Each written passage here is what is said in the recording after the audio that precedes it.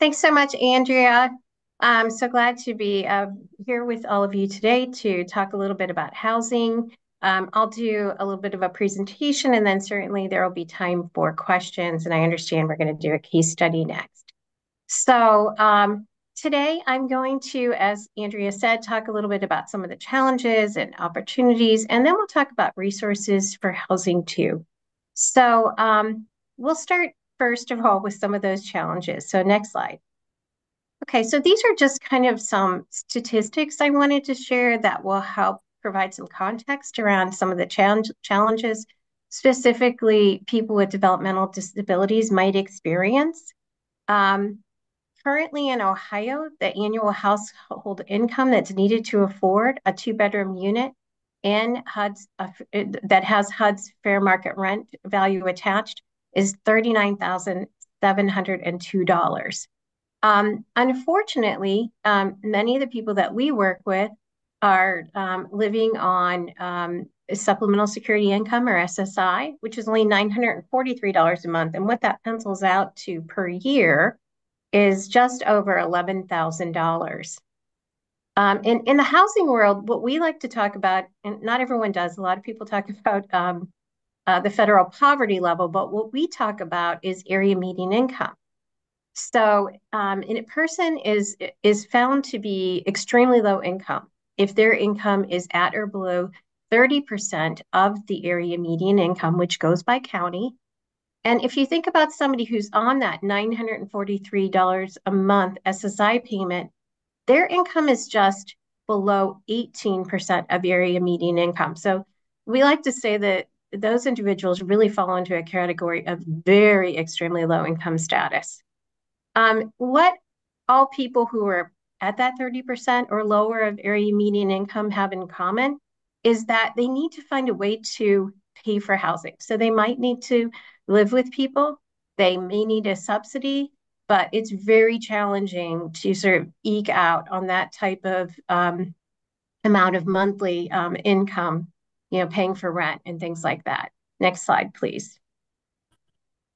A couple more challenges are that so many people are competing for housing subsidies. The statistic you've probably heard before, if you've heard somebody talk about housing, is that just 1 in 4 people who need a housing choice voucher actually get one. I saw some of the names popping up in the chat when we were coming online, and I saw a number of people work at boards, and I'm sure that all of you know that the waiting lists across the state for public housing assistance, particularly vouchers, are very long, often closed, and it's very difficult to get a voucher. So bringing home that 1 in 4 who qualify get a voucher, I'm sure I really probably don't need to stress it too much. Many of you probably already know. Another thing that we talk about in the housing world is something called rent burden. So severe rent burden would mean that a person is paying more than 50% of their income for housing. Okay, remember we talked about the extremely low income population, so people who are 30% or lower of area median income. 70% of people who are at that very low income are experiencing what we call severe rent burden. So again, paying more than 50% of their income for housing. So just to kind of try it on, think about what your housing costs are, what your income is, and what percentage you're paying. This is probably not a concept that is unique only to people who are on SSI, but something that I think is getting to be more common of an issue in our nation, frankly. Next slide, please. So I don't want to just hit you with those challenges. I really did want to offer some opportunities for you today. I'm sure some of you know about resources, but we're going to talk a little bit broadly about some of the resources that you might come into contact with. Obviously, those of you who work for boards of DD know that you may have programs and resources at your board level, that are targeted on housing. So each county resources differ. I haven't really found one county that has the same resources as another. And then, of course, our county boards are often, they work with a DD nonprofit housing corporation. So every county in Ohio has a DD nonprofit housing corporation. These nonprofits were established in the early 1990s when kind of the Community Capital Assistance Program was born. So some of you probably know that DODD offers capital assistance to build, acquire, or renovate housing for people with that receive services from our boards. And so they have resources, some of them with capital and some outside of capital. And usually the best linkage is through the county board. We also have various state and federal housing programs that I'll kind of talk through just briefly today. And there are some local resources too, which again, I'll expand a little bit more on in just a moment. Next slide, please. Okay, so I wanted to stop here for just a moment and talk about some of the specific programs that I work on at the Department of Developmental Disabilities. So the first one is the Rental Assistance Program. We also call it RAP, and the RAP program has been around since 2015. The RAP program provides it provides rental assistance to individuals who are exiting an institution on a waiver and who are also extremely low income. And just a little bit on the background and the rationale behind the development of the program. The program was created kind of when our state was really kind of in the thick of, or actually maybe not in the thick of, but a little bit after we really started to do our money follows the person work, which as a state, we were moving people across different systems from institutional settings into the community. There was certainly a recognition at our department before I got there, but there was a recognition that one of the barriers to people who wanted to leave an ICF was being able to afford the rent. And all of you who have worked with housing authorities, I'm sure understand that the demand on public housing agencies made it really difficult to sort of remove that barrier. So what we said is, let's come up with a subsidy program. We'll call it kind of a bridge subsidy program that can assist people moving out so they don't have to wait for a voucher with their rent. And there's also a one-time component too. So for things like security deposits, things like that. Currently, about half of the county boards are participating in that program. We do quite a bit of outreach, and we're getting ready to do some again in the spring for those boards that are not currently participating. But it's a really great resource if you know people who, want to move out, but just don't have a place to go to.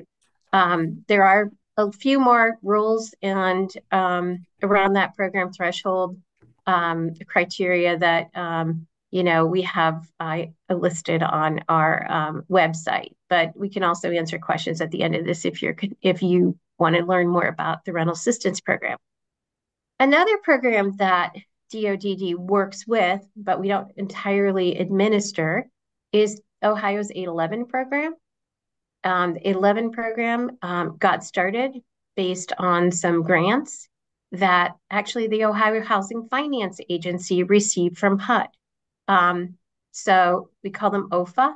OFA made applications to HUD for competitive awards of funding targeted to non-elderly, meaning 18 to 61 individuals with a HUD disability or a HUD-defined disability. And so far, our state has received 3 awards. And what this allows OFA to do in partnership with both our agency, the Ohio Department of Medicaid and the Ohio Department of Mental Health and Addiction Services, is to provide subsidies, again, for that extremely low income disability population in tax credit projects throughout the state to make units affordable to individuals who are eligible for the program. So this program, you have to have access to it through a referral agent. And on the DD side, we work with our county boards to identify referral agents throughout the state who can place individuals who are eligible for the program on the wait list. And then as units come up, they are referred. As I said already, we've received 3 grants, but we're still sort of working through the first grant. And when people ask about that, why does it take so long? Most of this program relies on the creation of newly constructed buildings. So because we're relying on that new construction, it kind of is a process and it takes a while to, before the actual units, we call it in our lingo, before they come online. So before they're ready to be occupied. But that is one option for people with disabilities, regardless of whether their disability is a developmental one, a mental health one, or a physical one. And lastly, and I mentioned this program only because of its, I guess, significance for making change. The Ohio Department of Medicaid Subsidy Demonstration Program came along in about 2016, and it was created by the Ohio Department of Medicaid in partnership with the Ohio Housing Finance Agency, meant to sort of augment the Ohio 811 program. So what's different about the Ohio Medicaid Subsidy Demonstration Program is that it doesn't have that age restriction at 61. It's open to people who are older. But what was hoped to happen from this program was to kind of test out truly accessible housing. So those subsidies are in tax credit projects, but they are required to be accessible. And just to back up, I'm not going to say too much about this. Tax credit projects only require, at least OFA requires 10% of the units to meet 504 definition of accessible. Whereas with the ODMSD program, the units are tend to be more accessible. And although the number of subsidies created through the ODMSD program is quite small, the significance, and again, that's what I want to get at here for you today, is that we are really looking as partners with the Ohio Housing Finance Agency at ways to kind of move the needle when it comes to the creation of more accessible housing. One of the things that we talk about a lot of times when we're talking about housing is adopting principles of universal design, which basically makes for a more uniform type of accessible housing, or housing that is accessible to all. So it wouldn't matter whether a person is in a wheelchair, or if they are aging, or if they temporarily have a setback, such as like a hip replacement, or they break their leg. The housing works for everyone. Next slide, please. Okay, so a couple of federal programs that I just want to highlight now are the Section 811 Supportive Housing Program for Persons with Disabilities, or PRAC program, and the Low Income Housing Tax Credit program. So first of all, the Section 811 Supportive Housing Program for Persons with Disabilities, the PRAC program, is actually kind of the grandmother or grandfather, whatever you want to call it, to the Ohio 811 program. So long ago, HUD created an 811 program that was could be utilized both for capital, so paying for the creation of the housing, as well as it had a subsidy component too. And that program was around until about 2010.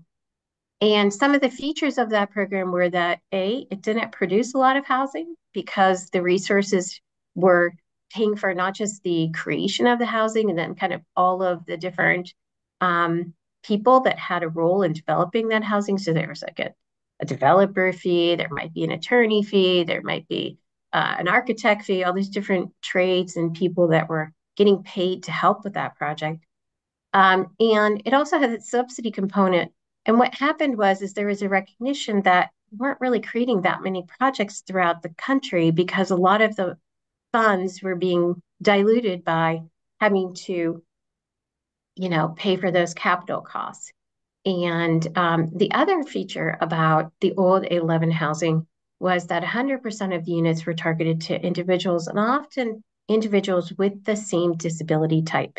So it kind of created projects where like all the people on the project would be DD or would be mental health. Even we have a few projects throughout the state that are focused on people with autism.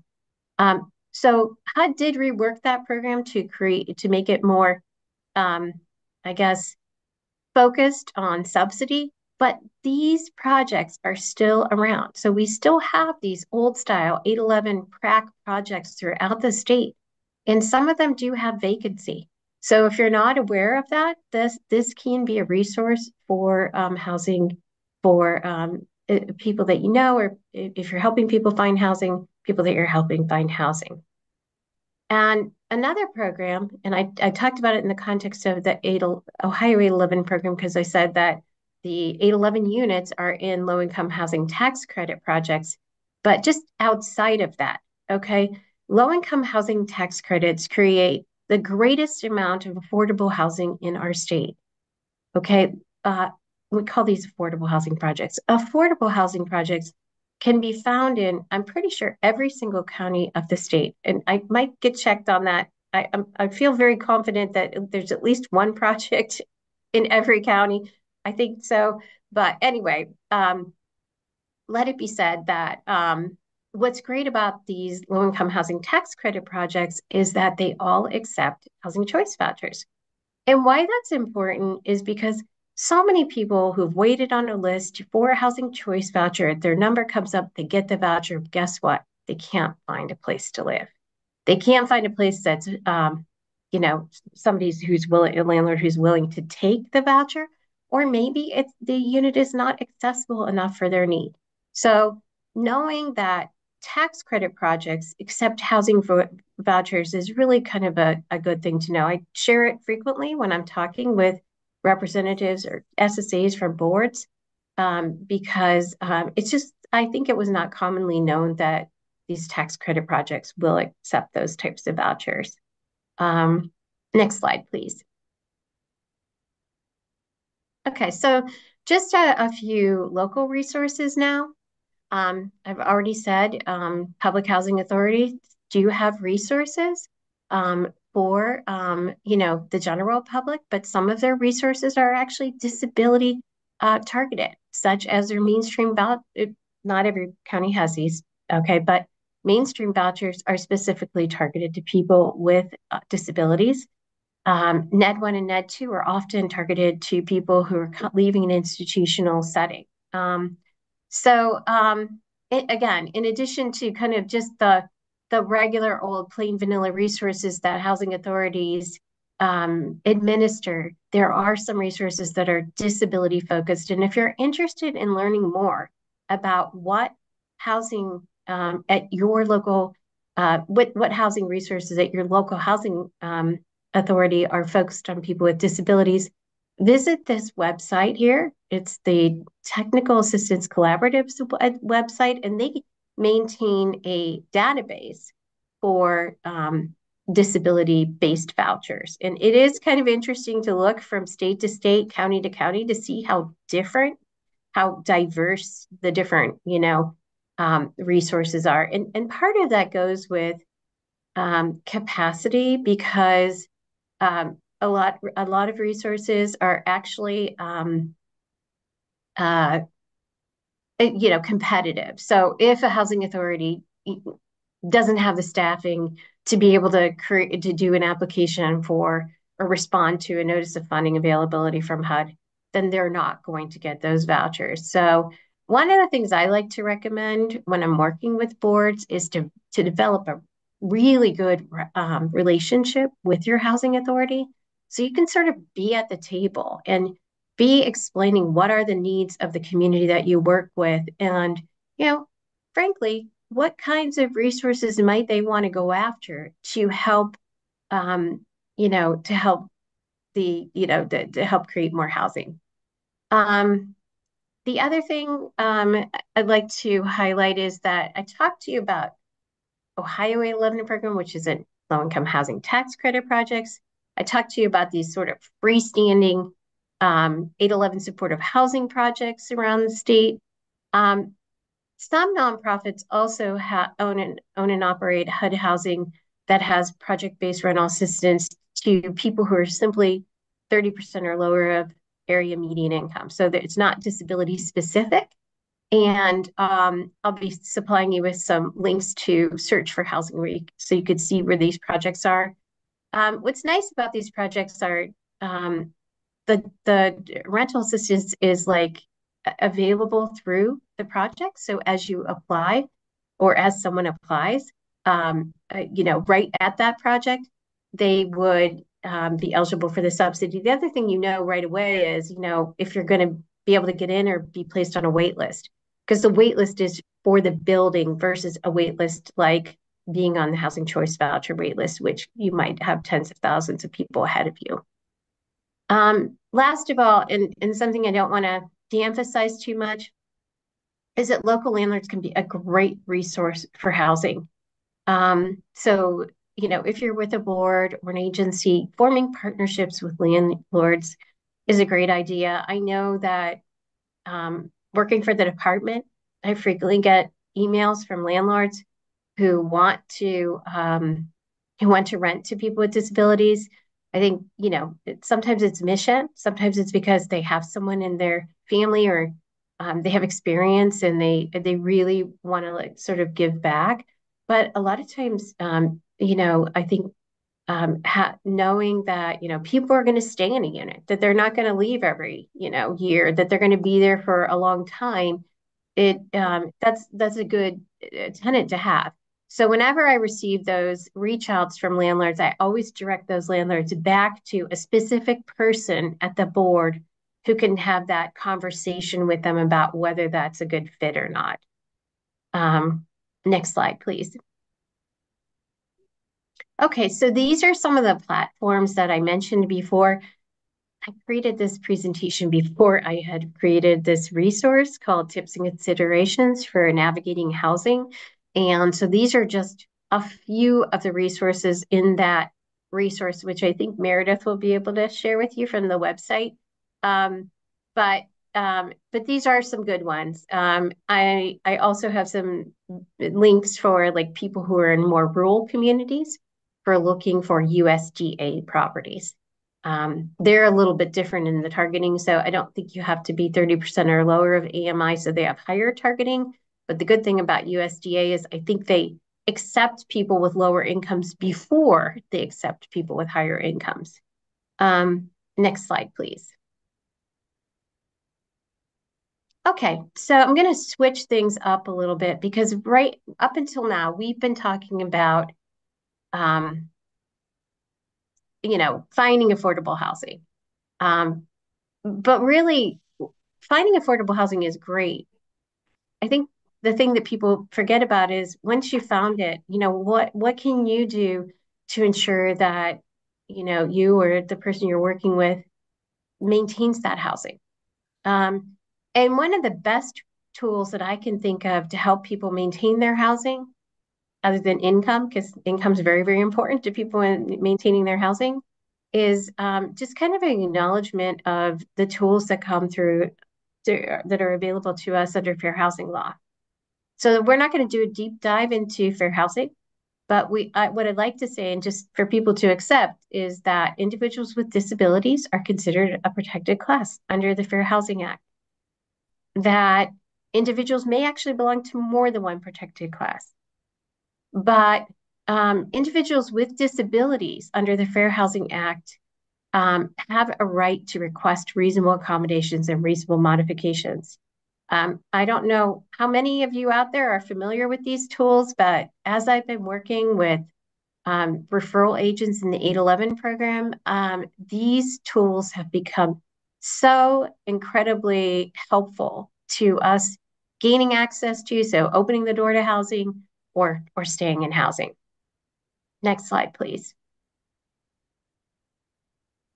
So what is a reasonable accommodation? So under the Fair Housing Law, reasonable accommodation is a request for a change, an exception, or adjustment to a rule or policy that would be necessary for the person with a disability to have equal opportunity to enjoy that property. We can really raise these at any time during a tenancy, at application, while the person is in there, even sometimes if they get like a lease violation or they're approaching an eviction, they can be raised at any time.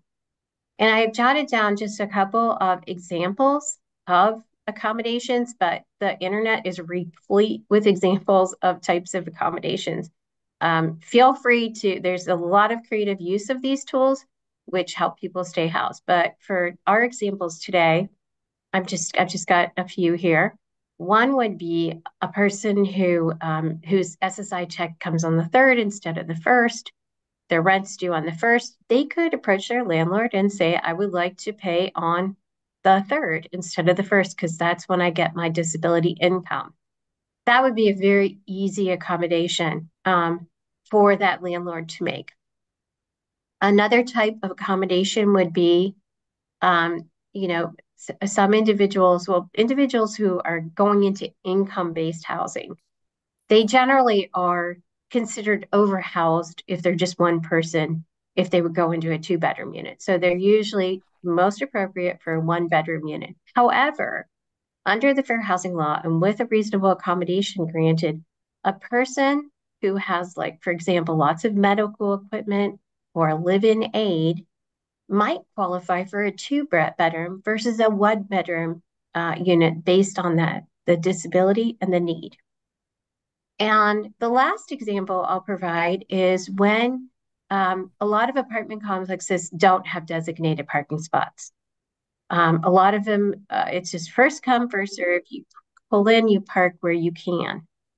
If you have an ambulatory issue or something linked to your disability where it's very difficult for you to walk to your unit, maybe you would say, I would like a designated parking spot right outside my unit, for me, because that will help me with more access to my unit, etc. So those are just a few examples of reasonable accommodations. But again, there are as many as there are snowflakes. There's lots of different reasons why people might, or there are lots of different examples of reasonable accommodations.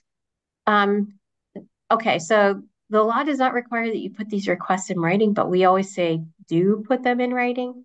We say keep a copy, request a response within 10 days. That's a reasonable period of time to expect a response. And, ask for a meeting when you're, getting the answer. Sometimes that gives you that opportunity to make that last pitch for like what it is that you're asking for and why it's important for your disability related need. Next slide, please. Okay. And a reasonable modification is kind of like an accommodation, only it's instead of being like requesting a change from or I'm sorry, like it's not about policy, it's not about rules. With the modification, you're asking for a structural change to your unit in order to meet your disability needs. Again, it can be raised at any time before or during the tenancy. And so some examples are, and these are a little bit easier to get your head around because they are, physical changes. So grab bars in the bathroom, door widening, adding safety controls to the stove.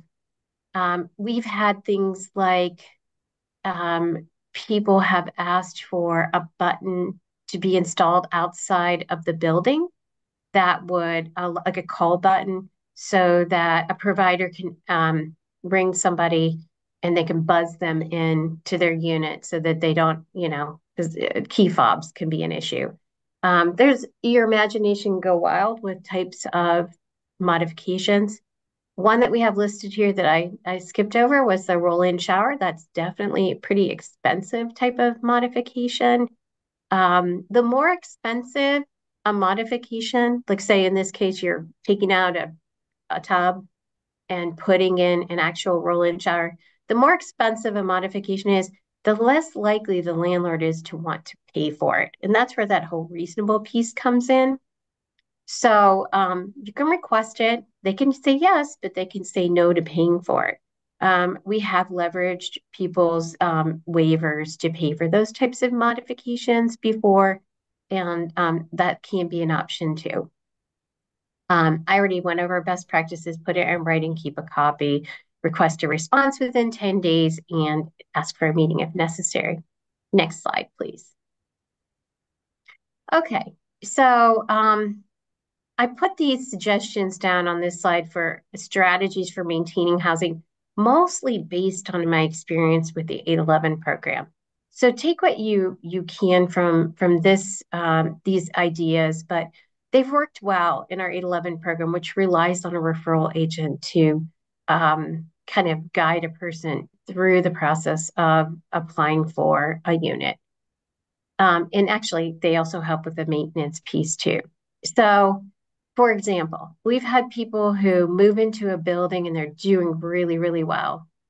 Um, Very seldom, once in a while, people have a behavioral issue or something that can actually bring into, like, it might actually disrupt their ability to stay in that property. So, one of the strategies that we've used is for the referral agent, which is often an SSA or a family member or a provider, to sort of be on call as the emergency contact for the landlord or the property manager, someone to call if something happens.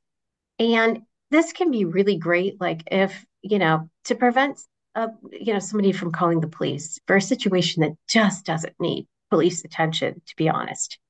Um, Another strategy is kind of regularly checking in with that landlord or property manager, or having a family member or somebody else check in with that landlord or property manager. Hey, how are things going? Is Johnny doing really well? And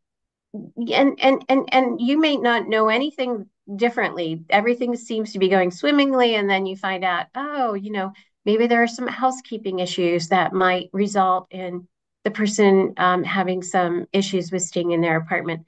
But that regular check-in kind of allows you to kind of stay on top of what if any situation might be developing. Maybe you're hearing, wow, everything's going great. We love Johnny. He's a great tenant. Um, Okay, so if there's a dispute, a lease violation, or a notice given, the best thing to do is always ask for a meeting with the property manager. And then think about, are there any reasonable accommodations that you might want to ask for to help kind of make the tenancies smoother? These should be really divided out, but like if someone gets eviction papers, um, that means like court papers with a summons to come to court, call legal aid immediately. There are many ways to challenge evictions. Not as much for non-payment, but for other types of so-called lease violations, um, these often can be worked out. So, I've worked with people across the state, and I think a lot of times there's this notion that if you get these court papers, you immediately have to leave. You don't want that like black mark on your rental record. But the truth is that sometimes the landlord shouldn't be evicting somebody. Sometimes there's a reason that you should challenge it. Now, we're not always going to know, but an examination of the notice and the a legal aid lawyer maybe talking to the other side, they might find some possible defenses that we really didn't know about. So, kind of throughout this slide, really what I'm focused on is really saying, be open, communicate, encourage the people that you work with to communicate with landlords and property managers, and kind of stay ahead of any kind of situation that might be a threat to someone's housing. Next slide, please. Okay, so these are some what I call self-help resources. It says pro se. I didn't realize that I'd written that until Meredith told me. I didn't have time to take it out. But these are self-help resources that can be used to sort of educate people about what their rights and duties are under the landlord-tenant law. I think there might. We also have in our guide that Meredith shared some information about fair housing, because not all legal aid societies actually work on fair housing issues in some communities around the state. There's a separate fair housing organization, for example, in Toledo. There's a number of them throughout the state that are very specialized on fair housing concerns. Next slide, please. Okay, so your takeaways for today. So finding affordable and accessible housing is difficult. We all know that, especially when a person with a disability has really limited income. Unfortunately, they have to compete with all the other vulnerable Ohioans for these precious resources. So really kind of knowing where to look for housing is key. So having thinking about as many possible options, as possible, that's going to help you, to, I'm sorry, like cast a wide net is what I want to say. Understand too that maintaining housing is just important as finding housing. So use those strategies that I talked about to try to keep housing and know what rights and duties are available through the landlord tenant law, and understand how you can use fair housing tools such as reasonable accommodation and reasonable modification. By all means, if there's a legal issue, contact a lawyer. If the person is extremely low income, they're probably going to qualify for legal aid. And fair housing organizations are another great resource. And that's, I think, all I have for you today. Next slide. So there is my contact information. That is my cell phone, state cell phone, and my email. And I guess at this point in time, Andrea, I don't know how much time we have for questions because I know you've got your case study too. Yeah, we do, but I think it's worth opening up just to see if anybody has any questions. And thank you, Jeanette. I really appreciate the overview as well as some of those practical tools. I think they'll be incredibly helpful, but we'll open it up. Does anybody have any questions?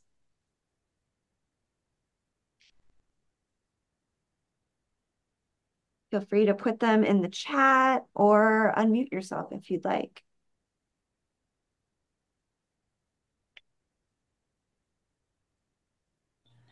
Jeanette, do you want to talk about at all what the Ohio Olmsted Task Force Housing Subcommittee's focusing on, Yeah, or sure. just some basic stuff? Yeah, thank you so much for reminding me about that, Christine. So, the Ohio Task Force has been around for a while, and it's had different like subcommittees. Some of them are tied to like legislative actions and things like that, or advocacy. We recently added a housing subcommittee with a focus on. I mean, we could focus on a lot of things. There's a lot of things we need to fix in this state, but the things that we were kind of looking at that were timely were the General Assembly last year actually published a report on their recommendations for housing throughout the state. And so um, we all kind of knew that was going on. I think Christine actually testified, so that was great. But when the report came out, it didn't have a lot of recommendations that were specific to people with disabilities or having to do a lot with like accessibility, universal design, the things that we really think about when we think about housing as being challenging. And so the group is kind of looking at, how to maybe now the General Assembly is going to do what they do regarding, the recommendations that they made in the report. But this group is probably going to offer some suggestions on maybe some other things to look at as well. So that's one thing. Um, we'll probably kind of look at a group about, where we can make a difference. I mentioned before that the Ohio Housing Finance Agency creates a lot of housing across the state, affordable housing. So maybe, working with them to make sure that they really do more around universal design principles is something that, this Ohio Housing Task Force group has wanted to do for a long time. So that comes, I mean, and just to be perfectly clear, when we're talking about tax credit properties, most of the people that comment on the it's called the, think about it as the guidelines. So the qualified allocation plan is kind of the tax credit application. Every couple of years it gets updated. And usually the people that have the most to say about it are developers, so the end users of the project or of the program. What we'd like to do is, offer some feedback from the disability community, like what do we need from that program? And I think that's another one of the things that the housing subcommittee has been looking at. And I know that, Christine goes pretty regularly to those meetings, and I'm sure there's a long list of things we could be working on, but I think those are the two we are most focused on right now. Thanks. Anything you wanted to add, Christine? I just think it's going to take a long time because one thing that's a very big challenge, like the when developers are even getting uh the the fair housing money, the stuff from the feds, they've been able to get around the ball of trying to not make the make enough units, not even 10% of units accessible. And it's because for Columbus, for instance, um, they had they had made it to where nobody was watching out for these developers when they make apartments and stuff. Are you making sure there's enough any units accessible for people wheelchairs, or also what about somebody that's hard of hearing or deaf or blind, okay, that requires the braille? We have a lot of issues to where I even try to ask Columbus Metropolitan Housing when they're building anything, are they making sure that there's anything that's braille or for someone that's deaf, hard of hearing? And I can't even get any answers from them. It's it's almost also, Jeanette, like for this waiting list of the Section 8 voucher one. It's almost like you need to have your son or daughter get on the waiting list at 2 years old. That's how crazy it is in this generation. It's like the old waiver waiting list world, Well, because that, I'm sorry, it acts like it, okay?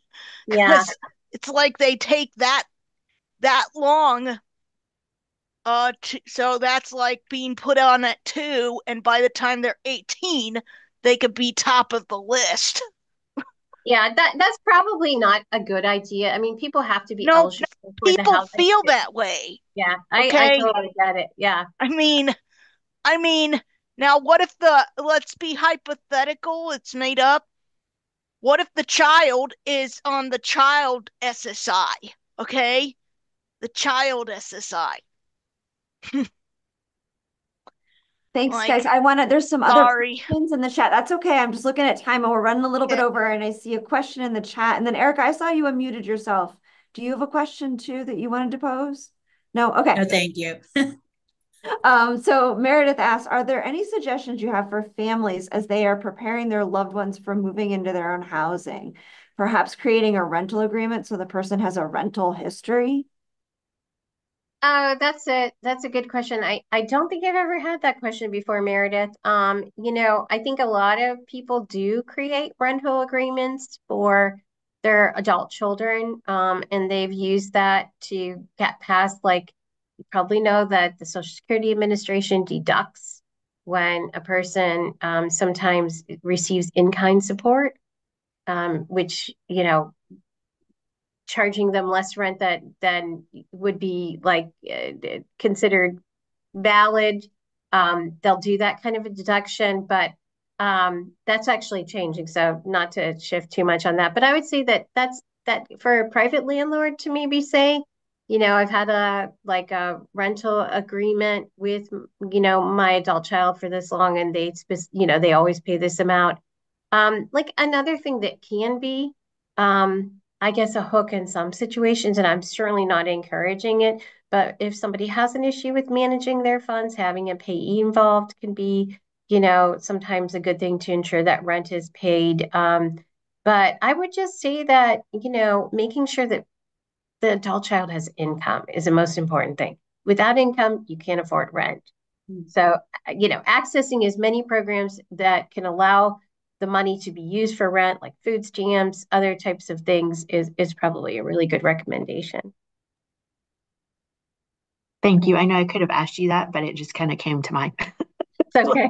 No And I No, thought problem. it there was might a be little helpful wondering. for folks to know, like, that applying for those other programs might be helpful just with families that I've worked with, that folks are like, well, they need housing. So let's just put them in housing, and thinking about what income do you have? What support do you get so that they can be, higher recommended for housing. So thank you. Thanks. Great. Well, and thank you so much, Jeanette. I let this go because I think it's important information for all of us to do. I am going to shift us at this time over to our case. We're looking at our